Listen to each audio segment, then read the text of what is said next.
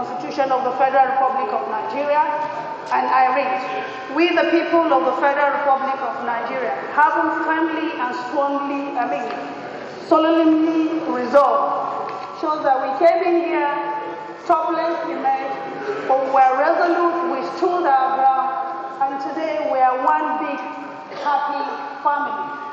We have now collapsed into a Senate that has a focus and a vision to bring about good governance to the people of the Federal Republic of Nigeria. And we thank you for such leadership that you have exhibited and you're still exhibiting. And indeed, even when we came in, the PDP were thinking that obviously they are going to get more of APC to their side, while ironically we are getting more of the PDP into our side to the APC. So it shows that the APC is still standing. Change has come and has come to stay for good. Yes, and I know very soon the uncommon senator will surely join the APC for an uncommon change. Sir, I have to digress for just a minute, and I will say, 2015, when we came in here, just like the way all the senators have elaborated. But I told you that there were children of the late father of ours, and I'm one of such child of his.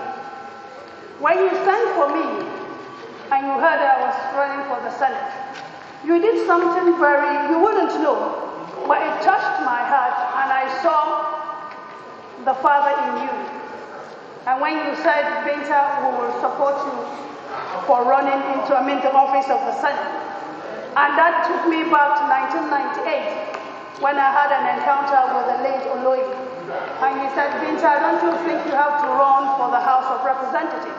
And I said, sir, I don't think I have the financial muscles to run. And he said, today I have adopted you as a daughter, and I will surely see that you win this election.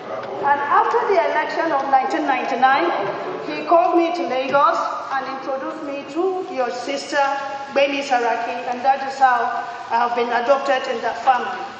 And when that issue of you being the senator came in, I had to meet the chairman of the party and told him that it's a debt on my shoulder that I need to pay.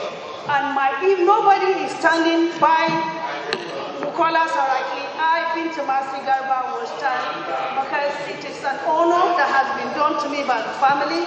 And if it is that only thing that I have to pay, I will do that. And here we are, every one of us is now clamoring and even expressing your quality as a leader. So I want to indulge and crave the indulgence of our colleagues on 2 or 3 issues on our bills that is before the Senate. The Gender Equality Bill, or the Gender Equity Bill, that is before the Senate. Please, my brothers, we crave your indulgence to give the light to the Gender Equality Bill or Equity Bill that is before this chamber. Number 2, sir, want to crave your indulgence again to use your good office to meet with the speakers of 13 state houses of assembly who have not concurred to the passage of the Child Rights Act bill that we are talking about. We have seen the issues that have befallen this nation on the crisis in our hands. And we know that if these children are not given the quality education and the environment for them to assert their talent, then definitely we will have a cause to cry tomorrow. But we pray, and I honestly pray, if I have to kneel down, sir, that we are looking unto you, because that you should pass the Gender Equality Bill. Thank you very much. Thank you very much. James Sani. You have 1 minute. Mr. President, distinguished colleagues, and invited guests. Mr. President, distinguished colleagues, and invited guests, this is a moment for us to sing praises to ourselves, but it is not what we say about ourselves that matters. It is what history and posterity say about us. And I believe the history will be kind based on the unprecedented achievement of this 8th Senate. In the words of J.F. Kennedy, in times of domestic crisis, men of goodwill and generosity should be able to come together irrespective of party and politics. And I believe this Senate has been able to work with that. Socrates has made it very clear. Confucius has also made it very clear. And as far as I am concerned, the challenge before this Senate is what we can do to address the very important political, social, and economic issues that confront our country. And for now, this Senate has passed through the first 2 years. The next 2 years will be more challenging. And what is challenging before us is that this country is faced with cessationist crisis from the southeastern part of Nigeria and a statement from the north by anarchists and ultra-conservative nationalists. This Senate must make a clear statement that the unity of this country is uncompromisable, and we are determined to remain one, and we must remain one. And the last note, I think we should know it. A nation united by force is vulnerable. A nation united by justice is impregnable. Thank you very much. Distinguished colleagues, let me thank all those who have contributed. I think we all agree that this session should end at 12 noon. And I think we would like to see if we can keep to that.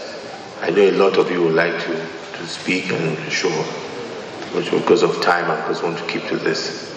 Let me, in my closing remarks, thank all of you for your contribution to this debate. And thank you also for the kind words and words of encouragement. As I said, that we have done 2 years.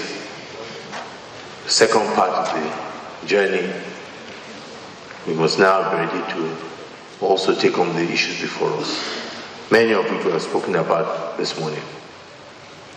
As we promised, led by the DSP, we want us to conclude our constitutional amendment exercise, so that can be one of our promises kept again.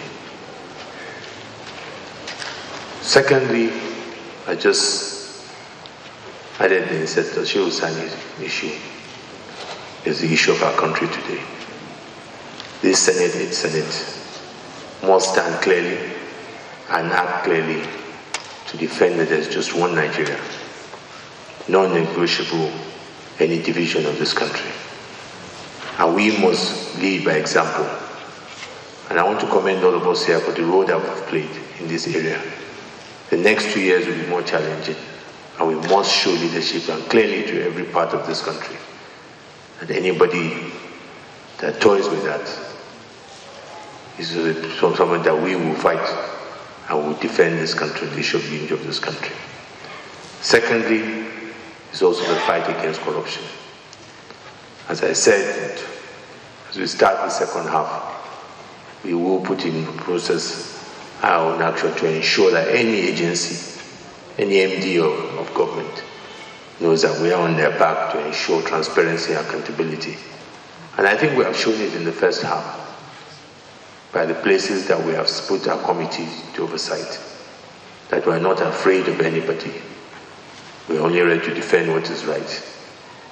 And I'm sure that anybody that makes a mistake to try, I believe that if such actions are being carried out anywhere, we will back down, we'll see that we will not. In this area, I want to appeal to all our committees on oversight. We have a role to play in this area to ensure during your oversight visits, we expose anywhere where there are poor practices and plug all the leakages.